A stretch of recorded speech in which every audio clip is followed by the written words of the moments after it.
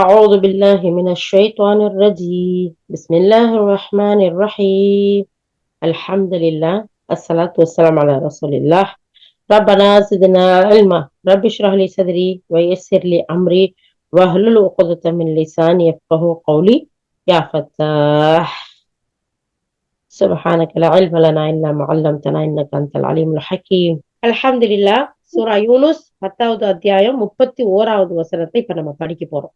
30 வசனங்கள் மூலம் 30 வசனத்திலையும் அல்லாஹ் சுப்ஹானஹு வ தஆலா இந்த ஓரிரை கொள்கை, அதுக்குள்ள இருக்கக்கூடிய விஷயங்கள், அதுக்கு மாறு செய்யக்கூடியவர்களுடைய நிலைமை, இதையெல்லாம் அல்லாஹ் சுப்ஹானஹு வ தஆலா சொல்லி காமிச்சான். இப்ப 31வது வசனத்துல அல்லாஹ் சுப்ஹானஹு வ தஆலா நபிய கூப்பிட்டு சில விஷயங்களை சொல்லி காட்டுறான். என்ன விஷயம்னு பாப்போமா? அமிதமா படிங்கம்மா.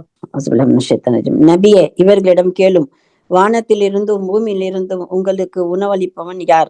மேலும் உங்களிடம் உள்ள கேட்கும் மற்றும் பார்க்கும் ஆற்றல்கள் யாருடைய அதிகாரத்தில் உள்ளன? மேலும் உயிரற்றத்திலிருந்து உயிருள்ளதையும் உயிருள்ளதிலிருந்து உயிரற்றதையும் தோற்றுவிப்பவன் யார்? மேலும் அகிலத்தின் ஒருங்கமைப்பை நிர்வகிப்பவன் யார்? அதற்கு அவர்கள் அல்லாஹ்தான் என்று பதில் கூறுவார்கள்.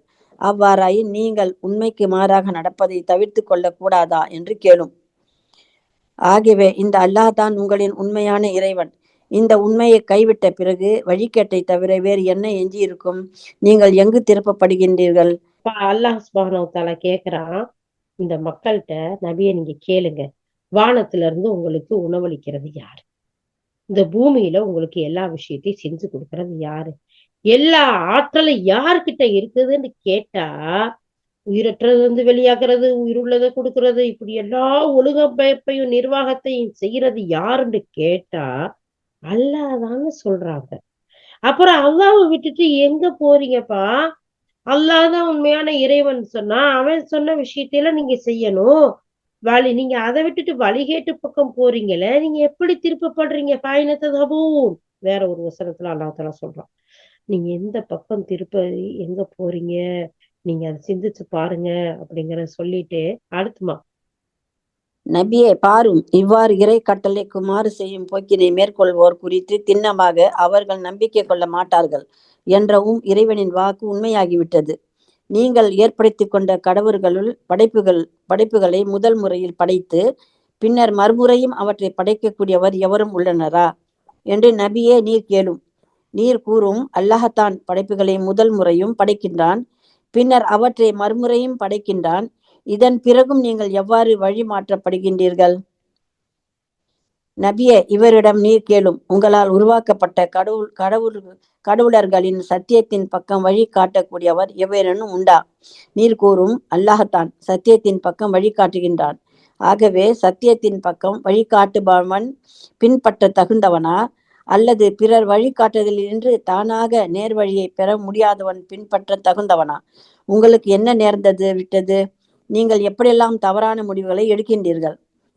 உண்மையில் அவர்களில் பெரும்பாலானோர் ஊகத்தை தான் பின்பற்றி சென்று கொண்டிருக்கின்றார்கள். ஆனால் ஊகமோ சத்தியத்தின் தேவையை சற்றும் நிறைவேற்றாது.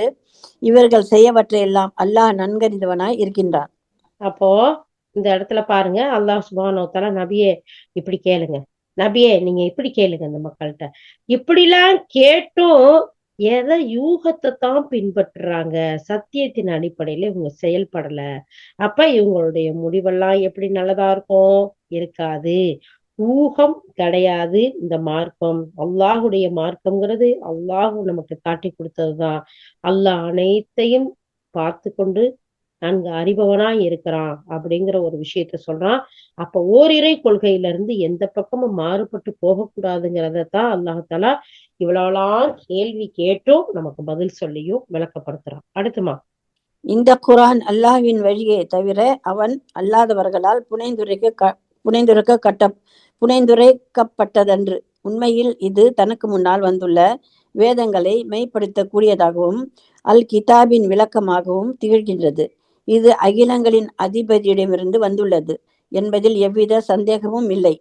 என்ன, இவர்கள் இறை தூதர் இதனை சுயமாக இயற்றியுள்ளார் என்று கூறுகின்றார்களா? நீர் கூறும், இக்குற்றச்சாட்டில் நீங்கள் உண்மையானவர்களாயின் இது போன்ற ஓர் அத்தியாயத்தை இயற்றை கொண்டு வாருங்கள். மேலும் அல்லாஹ்வை விடுத்து உதவிக்காக யார் யாரை உங்களால் அழைக்க முடியுமோ அவர்களையெல்லாம் அழைத்து கொள்ளுங்கள். உண்மையில் எந்த வேதத்தை இவர்கள் தாம் அறிவால் புரிந்து கொள்ளவில்லையோ அந்த வேதத்தையும் அது விடுக்கும் எச்சரிக்கையின் இறுதி விளைவு அவர்களிடம் வராத நிலையில் அதையும் வெறும் கற்பனையின் அடிப்படையில் பொய் என்று கூறுகின்றார்கள். இவ்வாறே இவர்களுக்கு முன் சென்று போன மக்களும் பொய் என்று கூறி வந்தனர். எனவே அந்த அக்கிரமக்காரர்களின் முடிவு என்னவாயிற்று என்பதை பாரும். அவர்களில் சிலர் இதன் மீது நம்பிக்கை கொள்வார்கள், வேறு சிலர் நம்பிக்கை கொள்ள மாட்டார்கள். இத்தகைய குழப்பவாதிகளை உம்முடைய இறைவன் நன்கறிபவனாக இருக்கின்றார். மேலும் இவர்கள் உம்மை பொய்யர் என்று சொன்னால் நீர் கூறும், என்னுடைய செயல் எனக்குரியது, உங்களுடைய செயல் உங்களுக்குரியது. நான் செய்கின்ற செயல்களுக்கு நீங்கள் பொறுப்பாளர்கள் அல்லர், நீங்கள் செய்கின்ற செயல்களுக்கு நானும் பொறுப்பாளன் அல்லன். மேலும் நீர் கூறுவதை கேட்பவர்கள் போல பாவனை செய்பவர்கள் அவர்களில் பலர் இருக்கின்றார்கள். அவர்கள் எதையும் விளங்காமல் இருந்தாலும் அச்செவிடர்களை கேட்கும்படி செய்ய உம்மால் முடியுமா? மேலும் உம்மை பார்ப்பவர் போல் பாவனை செய்பவர்கள் அவர்களில் பலர் இருக்கின்றார்கள். அவர்களுக்கு எதுவும் புலப்படாவிட்டாலும் அக்குருடர்களுக்கு உம்மால் வழிகாட்ட முடியுமா? உண்மையில் அல்லாஹ் மனிதர்களுக்கு சிறிதும் அநீதி இழைப்பதில்லை. எனினும் மனிதர்கள் தமக்குத்தானே அநீதி இழைத்துக் கொள்கின்றார்கள். ஓகேம்மா. இப்ப அல்லாஹ் சுப்ஹானஹு வ தஆலா இதுல இருந்து நமக்கு என்ன சொல்லி காட்டுறான்? நபியே இந்த மக்கள்கிட்ட சொல்லுங்க, இந்த வேதம் அல்லாஹ்கிட்ட இருந்து வந்ததுதான். இது எங்க இருந்து புனைந்துரைக்கப்பட்டது இல்லை. இறை தூதர் அவனுடைய வகைய வாங்கித்தான் உங்கள்கிட்ட சொல்றாரே தவிர அவரா எந்த ஒன்னையும் சொல்லல. குழப்பவாதிகளா இருந்து நீங்க நம்பிக்கை கொள்ளாம போகாதீங்க. இப்படிப்பட்ட குழப்பவாதிகளை அல்லாஹ் நன்கு அறிந்தவனா இருக்கிறான்.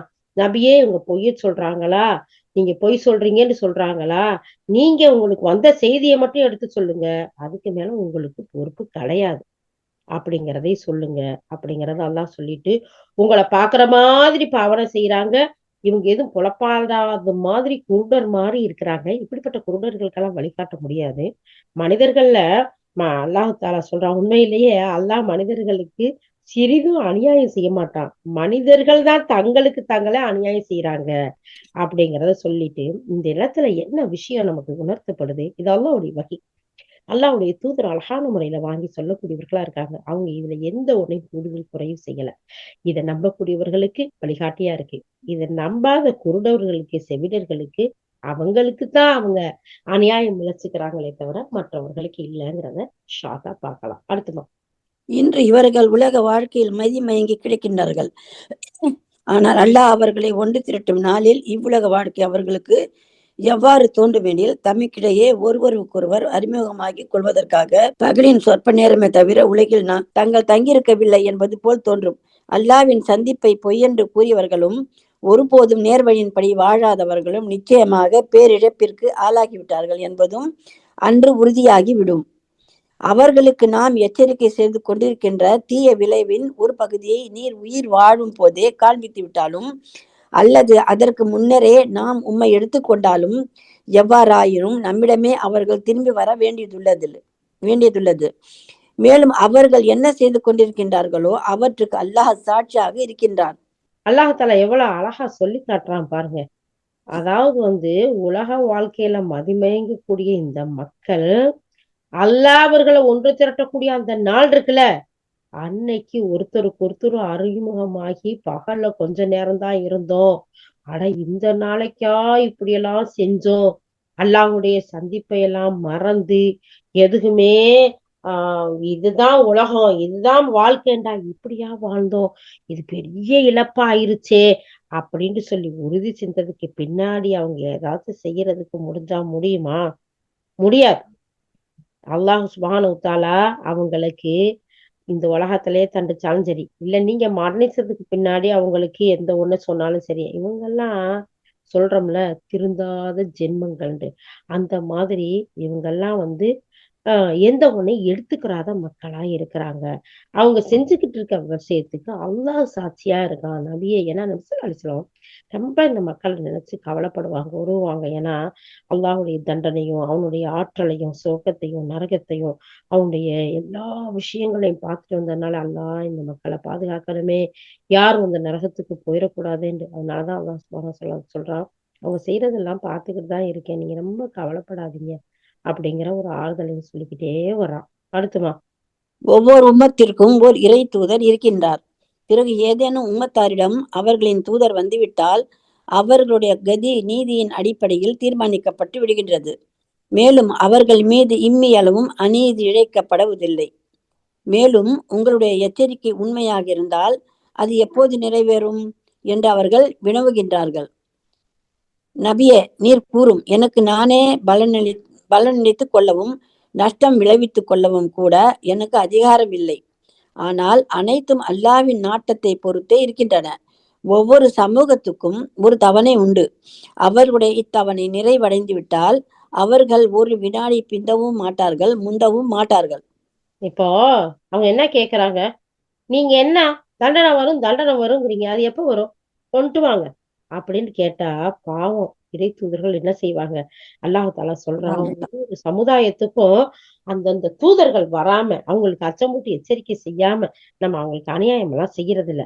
அப்படி இருந்தாலும் அவங்க நிராகரிக்கக்கூடியவர்களா இருக்கிறாங்க. நீங்க கொண்டு வரக்கூடிய தண்டனைய கொண்டு வாங்க பாப்போங்கிறாங்க. அப்ப இறை தூதர்கள் சொல்றாங்க, எங்க கிட்ட எந்த அதிகாரமும் இல்லப்பா. நாங்க அழகான முறையில அல்லாஹ் எங்களை தேர்ந்தெடுத்திருக்கிறான், வஹிய கொடுத்திருக்கிறான். அதைத்தான் உங்களுக்கு சொல்லக்கூடிய மக்களா இருக்கிறோம். உங்க ஒவ்வொருத்தருக்கும் ஒரு தவணை அல்லாஹ் வச்சிருக்கான். அந்த தவணை வந்தா தான்ப்பா உங்களுக்கு நடக்க வேண்டியதெல்லாம் நடக்கும். அப்ப ஐயோ கொஞ்ச நேரம் அனுப்பிடுறியாவான்னு பதற கெஞ்சுற சமுதாயத்தை எல்லாம் பாக்குறோம்ல படிச்சு. அப்ப உங்களுக்கு ஒரு அவகாசமும் கொடுக்கப்படாது. ஒரு நோட்டி செகண்ட் அப்படின்னு இப்படி கண் சிமிட்டுற நேரம் கூட உங்களுக்கு முந்தாது பிந்தாது. அதனால கொஞ்சம் பொறுமையா இருங்க, திருந்துறதுக்கு இருக்க அவகாசத்தை எடுத்துக்கோங்க அப்படின்னு சொல்றாங்க. நபியே, இவர்களிடம் நீர் கேளும், நீங்கள் என்றாவது சிந்தித்திருக்கின்றீர்களா? அல்லாவின் வேதனை இரவிலோ பகலிலும் திடீரென்று உங்களிடம் வந்துவிட்டால் அப்போது உங்களால் என்ன செய்ய இயலும்? இக்குற்றவாளிகள் எதற்காக அவசரப்பட்டு கொண்டிருக்கிறார்கள்? அது உங்களை வந்து தாக்கும் போதுதான் அதனை நம்புவீர்களா? இப்போது தப்பிக்க பார்க்கின்றீர்களா? அது வரவே வேண்டுமென்று நீங்கள் தானே அவசரப்பட்டு கொண்டிருந்தீர்கள். பிறகு அந்த அக்கிரமக்காரர்களிடம் கூறப்படும், இதோ நிரந்தரமான வேதனை சுயங்கள். எதனை நீங்கள் சம்பாதித்துக் கொண்டிருந்தீர்களோ அதற்குரிய தண்டனையை தவிர வேறு என்ன கூலித்தான் உங்களுக்கு அளிக்கப்படும்? மேலும் நீர் கூறுவது உண்மைதானா என்று உம்மிடம் கேட்கின்றார்கள். நீர் கூறும், என் இறைவன் மீது ஆணையாக அது முற்றிலும் உண்மையானதே. மேலும் அதனை தடுத்து நிறுத்தும் வலிமையை நீங்கள் பெற்றிருக்கவில்லை. அக்கிரமம் செய்த ஒவ்வொருவனும் தன்னிடம் இந்த பூமியில் உள்ள செல்வம் அனைத்தும் இருந்தாலும் அந்த வேதனையில் இருந்து தப்பித்து கொள்ள அதனை முழுவதும் ஈடாக அளிப்பதற்கு தயாராகி விடுவான். மேலும் இவர்கள் அவ்வேதனையை காணும் போது உள்ளூர பெரிதும் வருந்துவார்கள். ஆயினும் அவர்களிடையே முற்றிலும் நியாயமான முறையில் தீர்ப்பு வழங்கப்படும். அவர்கள் எவ்வகையிலும் அநீதி இழைக்கப்பட மாட்டார்கள். ஓகே, இப்போ அல்லாஹ் சுப்ஹானஹு வ தஆலா கொண்டு வாங்கன்னு கேட்டீங்களா, கொண்டு வந்தாச்சு. அங்க முன்னாடி நிப்பாட்டப்பட்டாச்சு. இப்ப தப்பிக்கிறதுக்கு ஏதாச்சும் வேணும்னு நீங்க கேட்டா கிடைக்குமா? நீங்க அவசரப்படுறதெல்லாம் உடனே கிடைக்கலன்னு தானே சொன்னீங்க. இந்தா வந்துருச்சு. இந்த வேதனை இப்ப சுவைங்க. அதுக்குரிய தண்டனைக்கு என்ன கூலிய கொடுக்கறதுக்கு போறீங்க அப்படின்னு பார்த்தா, இந்த பூமி நிறைய இருந்தாலும் அவங்களால கொடுத்து அதுல இருந்து தப்பிக்க முடியாது. அது பாதுகாப்பு அவங்களுக்கு அல்லாஹ் தஆலா அந்த வேதனையில இருந்து பாதுகாக்க மாட்டான் அப்படிங்கிறத எவ்வளவு அழகா சொல்றான் பாருங்களேன். அப்ப அவங்க உள்ளுக்குள்ள வருந்துவாங்க. ஆனாலும் வருந்தி என்ன பிரயோஜனம்? அவங்களுக்கு அல்லாஹ் எந்த வகையிலயும் அநீதி செய்ய மாட்டான். ஏன்னா இவ்வளவு விஷயத்த தூதரையும் அனுப்பி வேதத்தையும் அனுப்பி எச்சரிக்கை செய்ய சொல்லி இப்படி எல்லாம் நடக்கும். இப்படி போய் அல்லாஹ் இடத்துல ஒன்று சேர்க்கப்படுவீங்க. அப்ப உங்கள்ட்ட கேட்பான், நீங்க பொய்யா வணங்கி வந்த தெய்வங்கள்லாம் உங்களுக்கு பதில் சொல்லாது, உங்களை விட்டு காணாம போயிரும். நீங்க செஞ்ச அநியாயங்கள்லாம் இதெல்லாம் உங்களுக்கு இப்படி தண்டனை கிடைக்க முடியும். இவ்வளவு அழகா சொன்னதுக்கு பின்னாடியும் அநீதியா நடந்தா அப்போ தெரிஞ்சுக்கோங்க, இந்த பூமியில உள்ள அனைத்து பொருள்களையும் அல்லாஹ்வுக்கு நீங்க ஈடா கொடுத்தாலும் அல்லாஹ் அதுல இருந்து ஏத்துக்கிற மாட்டான். உங்களுக்கு அநீதி இழைக்க மாட்டான். நீங்க தான் உங்களுக்கு நீங்களே அநியாயம் செஞ்சு கேட்டீங்கன்னு சொல்லப்படும். ஓகே, அல்ஹம்துலில்லாஹ், ஜஸாக்கல்லாஹ் ஹைரா ரமிசமா. 55வது வசனம். இந்த அல்லாஹ் தஆலா இதுக்கு முன்னாடி வரைக்கும் இந்த நிராகரிக்க கூடிய மக்களை பத்தி பேசும்போது, அவங்க நபியை ஏத்துக்கிறாத போது, வஹியை ஏத்துக்கிறாத போது, அவங்க அல்லாஹ்வுக்கு மாறு செய்யும் போது ஒவ்வொரு விஷயமா அல்லாஹ் தஆலா சொல்றான். உங்களுக்கு சோதனை வரையில அந்த அல்லாட்டத்தான் கேக்குறீங்க. அவன் உங்களுக்கு நேர்மையா அழகா அந்த சோதனையில இருந்து பாதுகாக்கிறான். உங்களுக்கு கேட்டதெல்லாம் கொடுக்குறான். இந்த பூமியில மழைய கொடுக்குறான், பூமி விளையுது, அத்தனை ஞானத்துக்களையும் கொடுத்தான்.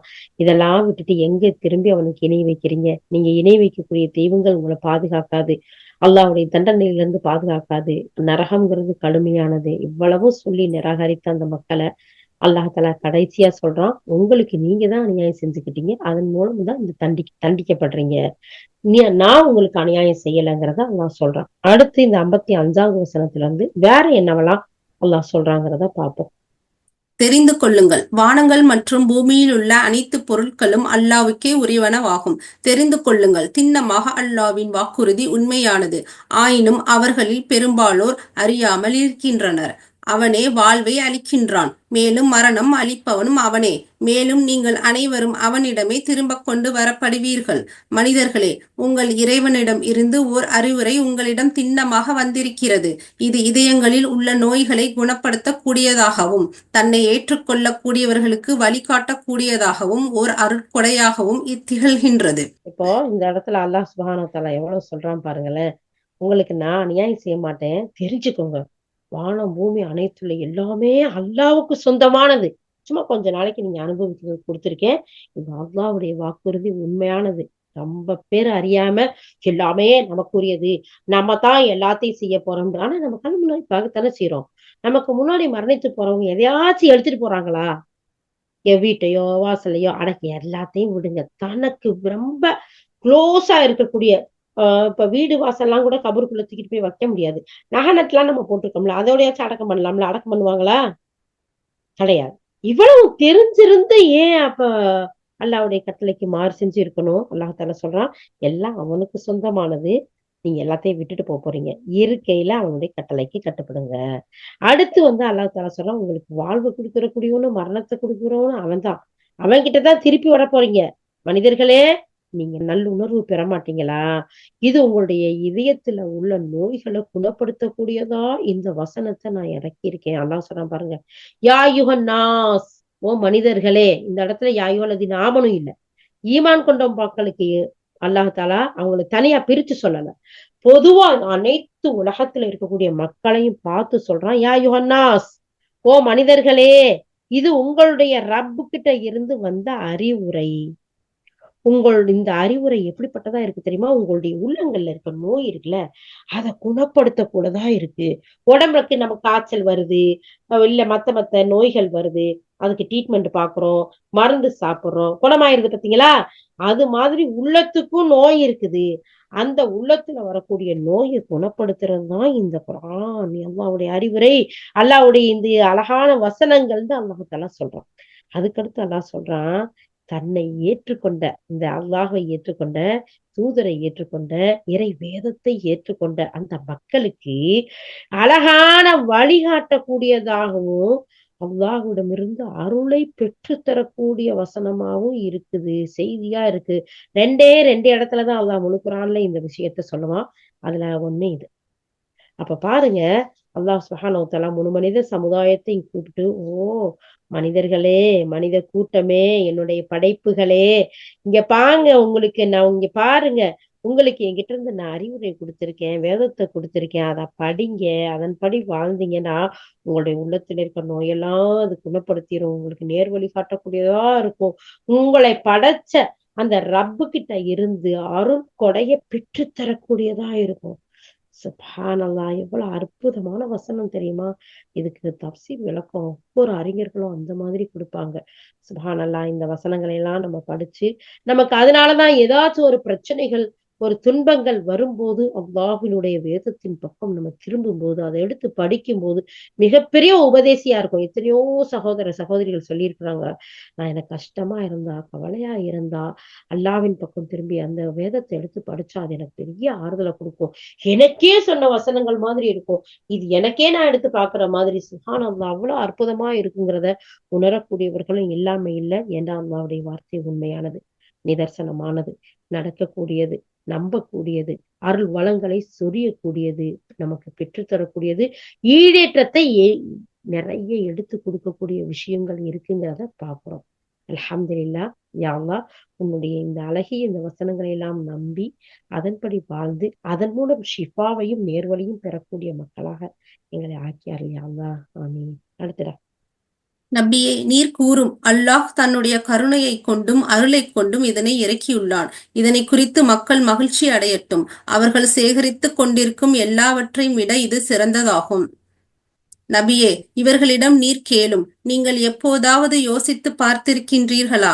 அல்லாஹ் உங்களுக்கு இறக்கி அருளிய ரிஸ்கில் அருட்பேற்றில் சிலவற்றை தடுக்கப்பட்டவை என்றும் வேறு சிலவற்றை அனுமதிக்கப்பட்டவை என்றும் ஏற்படுத்தி கொண்டீர்களே. நபியே, இவர்களிடம் கேளுங்கள், இதற்கு அல்லாஹ் உங்களுக்கு அனுமதி அளித்திருந்தானா, அல்லது நீங்கள் அல்லாவின் மீது புனைந்துரைக்கின்றீர்களா? அல்லாவின் மீது பொய்யை புனைந்துரைக்கின்றவர்கள் மறுமை நாளில் தங்களுக்கு ஏற்படும் நிலையைப் பற்றி என்னதான் நினைத்துக் கொண்டிருக்கின்றார்கள். திண்ணமாக அல்லாஹ் மக்கள் மீது கருணையுடையவனாக இருக்கின்றான். ஆனால் அவர்களில் பெரும்பாலோர் நன்றி செலுத்துவதில்லை. நபியே, நீர் எந்த நிலைமையில் இருந்தாலும், குர்ஆனிலிருந்து எதை நீர் ஓதி காண்பித்தாலும், மக்களே, நீங்களும் எந்த செயலை செய்து கொண்டிருந்தாலும் அதை நீங்கள் செய்து கொண்டிருக்கும் போதே நாம் உங்களை பார்த்து கொண்டுதான் இருக்கின்றோம். ஆக, வானம் மற்றும் பூமியில் உள்ள பொருட்களில் அணுவளவும் இறைவனின் பார்வையை விட்டு மறைவானதல்ல. அதைவிட சிறியதோ பெரியதோ அனைத்தும் ஒரு தெளிவான பதிவேட்டில் எழுதப்படாமல் இல்லை. தெரிந்து கொள்ளுங்கள், திண்ணமாக அல்லாவின் நேசர்களுக்கு எத்தகைய அச்சமும் இல்லை. அவர்கள் துயரப்படவும் மாட்டார்கள். அவர்களோ நம்பிக்கை கொண்டு இறையச்சமுள்ள போக்கினை மேற்கொண்டிருந்தார்கள். இவ்வுலக வாழ்க்கையிலும் மறுமையிலும் அவர்களுக்கு நற்செய்திகள் இருக்கின்றன. அல்லாவின் வாக்குகள் மாறக்கூடியவை அல்ல. இதுதான் மாபெரும் வெற்றியாகும். நபியே, அவர்களுடைய அவதூறான பேச்சுகள் உம்மை கவலையில் ஆழ்த்திவிட வேண்டாம். கண்ணியம் முழுவதும் திண்ணமாக அல்லாவின் அதிகாரத்தில் இருக்கிறது. அவன் அனைத்தையும் கேட்பவனாகவும் நன்கறிபவனாகவும் இருக்கின்றான். அறிந்து கொள்ளுங்கள், வானங்களில் உள்ளவர்கள் பூமியில் உள்ளவர்கள் அனைவரும் அல்லாவிற்குரியவர்கள் ஆவர். எவர்கள் அல்லாவை விட்டுவிட்டு தாம் உருவாக்கி கொண்ட தெய்வங்களை அழைக்கின்றார்களோ அவர்கள் வெறும் யூகங்களைத்தான் பின்பற்றுகின்றார்கள். மேலும் வெறும் கற்பனைகளில்தான் மூழ்கி இருக்கின்றார்கள். அல்லாஹ் தான் உங்களுக்காக இரவை அமைத்தான். அதில் நீங்கள் நிம்மதி பெற வேண்டும் என்பதற்காக. மேலும் பகலை ஒளிமிக்கதாக அமைத்தான். திண்ணமாக திறந்த மனத்துடன் இறை தூதரின் அழைப்பை செவிமடுக்கும் மக்களுக்கு இதில் பல சான்றுகள் இருக்கின்றன. இப்போ அல்லாஹ் சுப்ஹானஹு வ தஆலா முந்தின வசனங்கள்ல தானே சொன்னான், நீங்க மற்ற தெய்வங்களா வணங்காதீங்க, அது உங்களுக்கு எந்த ஒரு பிரயோஜனத்தையும் கொடுக்காது அப்படின்னு சொல்லிட்டு. ஆனா திரும்பவும் அல்லாஹ் தஆலா சொல்றேன் பாருங்க, இந்த உலக வாழ்க்கையும் மறுமை வாழ்க்கையும் நற்செய்தி இருக்கிறது யாருக்கு? அல்லாஹ்வுடைய வாக்குகளின்படி நடக்கக்கூடியவர்களுக்கு அவங்களுக்கு மாபெரும் வெற்றி இருக்குன்னு சொல்லிட்டு நபியை பார்த்து சொல்றான், நபியே, இவங்க செய்யற விஷயம் உங்களுக்கு கவலையில ஆழ்த்த வேண்டாம். எல்லாமே அல்லாஹ்வுடைய அதிகாரத்துல இருக்கு. ஆனா தெரிஞ்சுக்கோங்க, இந்த பூமி உள்ள அனைவரும் அல்லாஹ்விற்கு உரியவர்கள் தாங்கிறத தெரிஞ்சுக்கோங்க. ஆனா நீங்க உங்களுடைய யூகங்களுடைய அடிப்படையில நீங்க வணங்கக்கூடிய கற்பனையில இருக்கிறீங்களே, பொய் தெய்வங்கள் இருக்கிறார்களே, அவர்கள் அதெல்லாம் யூகம்தான், அது கற்பனை தான். நீங்க கற்பனையில மூழ்கி இருக்கீங்க. ஏன் சுப்ஹானல்லாஹ், இவ்வளவு அழகா ஒரு தடவை அல்லாஹ் தஆலா சொல்றான், திரும்ப திரும்ப சொல்றான், நீங்க மாற்று வழிக்கு போகாதீங்க, அல்லாஹ்வை விட்டுட்டு வேற யாரையும் வணங்காதீங்க, அதெல்லாம் வெறும் யூகம், வெறும் கற்பனை, நீங்க அதுலதான் மூழ்கி இருக்கீங்க. அல்லாஹ் தான் உங்களுக்கு இந்த இரவை அமைச்சு கொடுத்தான், அதுல நிம்மதி பெறதுக்கு. பகல அனுபவம் அமைச்சு கொடுத்தோம், நீங்க அதுல அழகான முறையில வாழ்வாதாரத்தை தேடுறதுக்கு. இதெல்லாம் பல சான்றுகள் இருக்கு. இந்த சான்றெல்லாம் விட்டுட்டு ஏன்பா நீங்க பொய் பக்கமும் கற்பனை பக்கம் போறீங்கன்னு அல்லாஹ் கேட்கிறான். அடுத்து. அல்லாஹ் தனக்கு ஒரு மகனை ஏற்படுத்தி கொண்டான் என மக்கள் கூறிவிட்டார்கள். சுப்ஹானல்லாஹ், அல்லாஹ் புனிதமானவன். அவன் தேவைகள் இல்லாதவன். வானங்களிலும் பூமியிலும் உள்ள அனைத்து அவனுக்கே உரியவனவாகும். இந்நிலையில் இக்கூற்று உங்களிடம் என்னதான் ஆதாரம் இருக்கிறது? நீங்கள் அறியாதவற்றை அல்லாவின் மீது ஏற்றி சொல்கின்றீர்களா? அல்ஹம்துலில்லாஹ். அல்லாஹ் தஆலா திரும்பவும் சொல்றான், அல்லாவுக்கு மகன் இருக்குன்னு சொல்றீங்களேப்பா, அல்லாஹ் இந்த மகன், மனைவி, குடும்பம் இதெல்லாம் விட்டு தூய்மையானவன். அவனுக்கு இப்படி எல்லாம் சொல்லாதீங்க. இதெல்லாம் உங்களுக்கு ஏதாச்சும் ஆதாரம் இருக்கா? இல்ல, இது பெரிய பொய், இது அல்லாஹ் மேல சொல்லக்கூடிய அவதூறு. இதுக்கான தண்டனை எவ்வளவு பெருசு தெரியுமா? நீங்க உண்மையிலேயே இதெல்லாம் யோசிக்க மாட்டீங்களா? யோசிச்சு பேசுங்க. இப்படிலாம் செய்யாதீங்க. என்னுடைய வழிகாட்டுதல அழகான முறையில எடுத்து நடங்க. அடுத்ததா. நபியே, நீர் கூறும், எவர்கள் அல்லாவின் மீது பொய்யை புனைந்து கூறுகின்றார்களோ அவர்கள் ஒருபோதும் வெற்றி அடைவதில்லை. உலகில் அவர்கள் அனுபவிப்பது கொஞ்ச நாள் வாழ்க்கைதான். பிறகு நம்மிடமே அவர்கள் திரும்ப வரவேண்டியுள்ளது. பின்னர் அவர்கள் மேற்கொண்டிருந்த நிராகரிப்பு போக்கிற்கு பகரமாக கடுமையான வேதனையை அவர்கள் சுவைக்கும்படி செய்வோம். மேலும் நபியே, இவர்களுக்கு நூஹுடைய செய்தியை எடுத்துரைப்பீராக. அவர் தன்னுடைய சமுதாயத்தினரை நோக்கி கூறினார், என் சமுதாயத்தினரே, நான் உங்களிடையே வாழ்வதையும் அல்லாவின் வசனங்களை அவ்வப்போது நான் எடுத்துரைத்து நினைவூட்டி கொண்டிருப்பதையும் உங்களால் சகித்து கொள்ள முடியவில்லை என்றால் அறிந்து கொள்ளுங்கள், நான் அல்லாவையே சார்ந்திருக்கின்றேன். நீங்கள் ஏற்படுத்தி கொண்ட கடவுளர்களின் உதவியை பெற்று உங்களுக்கிடையே ஒரு மித்த தீர்மானத்திற்கு வாருங்கள். பிறகு அந்த தீர்மானத்தின் எந்த அம்சமும் உங்கள் பார்வையில் இருந்து மறைத்துவிடா வண்ணம் அதனை பற்றி நன்கு சிந்தித்துக் கொள்ளுங்கள். பிறகு அதனை எனக்கு எதிராக செயல்படுத்துங்கள். மேலும் எனக்கு சற்றும் அவகாசம் அளிக்காதீர்கள். நீங்கள் என் நல்லுரையை புறக்கணித்தால் எனக்கு ஒன்றும் இழப்பு ஏற்பட்டு விடாது. நான் உங்களிடம் கூலி எதனையும் கேட்கவில்லை. என்னுடைய கூலி அல்லாவிடமே உள்ளது. எவர் ஏற்றுக்கொண்டாலும் ஏற்காவிட்டாலும் நான் இறைவனுக்கு அடிபணிந்து வாழ்பவனாக முஸ்லிமாக விளங்க வேண்டும் என்றே நான் கட்டளையிடப்பட்டுள்ளேன். அவர்கள் அவரை பொய்யர் என்று கூறினார்கள். இதன் விளைவாக நாம் அவரையும் அவருடன் கப்பலில் இருந்த மக்களையும் காப்பாற்றினோம். மேலும் அவர்களை பூமியில் பிரதிநிதிகளாக்கினோம்.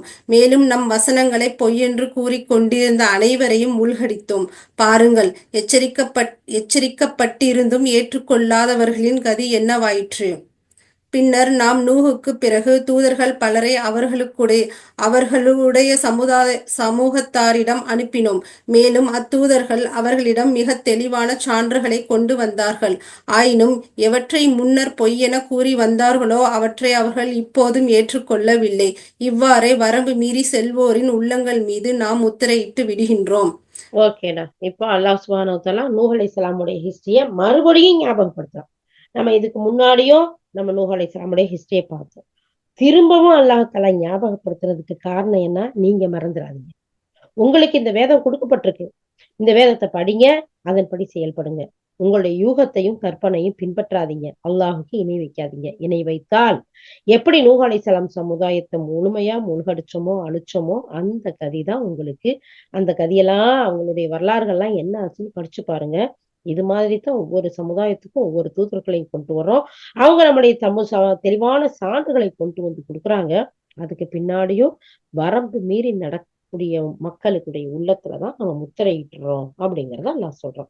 சோ அல்ஹம்துலில்லாஹ், அல்லாஹ் சுப்ஹானஹு வ தஆலா இந்த செய்திகளை திரும்ப திரும்ப சொல்றான். ஏற்கனவே நூஹ் அலைஹிஸ்ஸலாத்தை பத்தி அவங்களுடைய சமுதாயத்தை பத்தியும் பார்த்து பின்னாடியும் அல்லாஹ் சொல்றதுக்குரிய காரணம், நாம நம்முடைய வாழ்க்கையில திருந்தி இருக்கணும், ஓரிரை கொள்கையை ஏற்றுக்கொள்ளணும், அவனுக்கு இணை வைக்க கூடாது, அவனுடைய கட்டளையின் அடிப்படையில செயல்படணும், ஈமான்ல உறுதியா இருக்கணும், இறை தூதர்களை நம்பணும். அவனுடைய வசனங்கள் நமக்கு நம்முடைய உள்ளத்துக்கு மருந்தா, உள்ளத்துல இருக்க நோய்களுக்கு சிஃபாவை கொடுக்கக்கூடியதா, நேர் வழிகாட்டியாவும் இருக்கு. அதை பின்பற்றி நடக்கும்போது அல்லாஹுடைய அருளுக்கு உரிய மக்களா இருப்போங்கிறதான் அல்லாஹ் சுப்ஹானஹு வ தஆலா இந்த சூறாக்கள்ல இந்த வசனங்கள்ல அவனுடைய வகையின் மூலமா நமக்கு தெரியப்படுத்துறான். யா அல்லாஹ், அப்படிப்பட்ட உன்னுடைய அருளை பெறக்கூடிய மக்களாக யா அல்லாஹ் எங்கள் உள்ளத்தின் நோய்களை எல்லாம் தூராக்கி குணப்படுத்தி யா அல்லாஹ் ஈமானை கொண்டு இலங்க செய்வாயாக, எங்களுடைய உள்ளங்களை பரிசுத்தப்படுத்துவாயாக. யா அல்லாஹ் எங்கள் உள்ளத்தில் உள்ள அத்தனை தீமைகளிலிருந்தும் பாதுகாத்து, கெட்ட எண்ணங்களிலிருந்தும் பாதுகாத்து, உன்னுடைய அழகான இந்த வார்த்தையை எங்கள் உள்ளத்தில் பதிய செய்வாயாக. யா அல்லாஹ் அதன்படி எங்களுடைய செயல்பாடுகளையும் நீ அமைத்து உன்னுடைய முழுமையான பொருத்தத்தை, உன்னுடைய ரஹ்மத்தை, உன்னுடைய அருளை எங்கள் அனைவருக்கும் தந்தருள் புரிவாயாக. வாஹிர் தஅவானா அல்ஹம்துலில்லாஹி ரப்பில் ஆலமீன். சுப்ஹானல்லாஹி பிஹம்திஹி சுப்ஹானக்கல்லாஹும்ம பிஹம்திக நஷ்ஹது அல்லா இலாஹா இல்லா அன்த நஸ்தக்ஃபிருக வ நத்தூபு இலைக். சுப்ஹான ரப்பிக ரப்பில் இஸ்ஸத்தி அம்மா யசிஃபூன் வ ஸலாமுன் அலல் முர்ஸலீன் அல்ஹம்துலில்லாஹி ரப்பில் ஆலமீன். அஸ்ஸலாமு அலைக்கும் வ ரஹ்மத்துல்லாஹி வ பரகாத்துஹு.